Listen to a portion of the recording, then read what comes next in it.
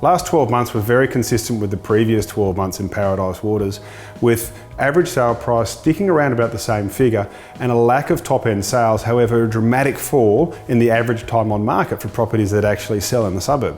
The average days on market in Paradise Waters in 2014 were 185. That fell dramatically this year, down to 144, which is much better for sellers. However, when it comes to top-end sales in Paradise Waters, over the past 2 years, we've seen at least 2 transactions take place above $5 million.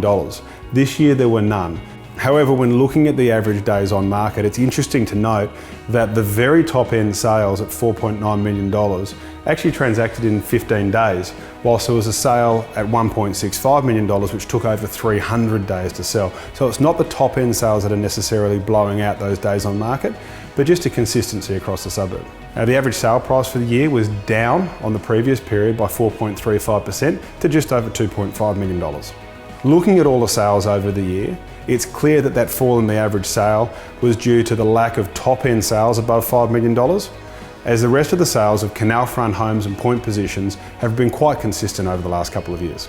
The top 3 sales for the year in Paradise Waters range from $4.5 to $4.9 million and were all in Admiralty Drive, whilst the entry-level sale for the suburb was just over 1.2 for a 602 square metre west-facing block of land in Seafarer Court.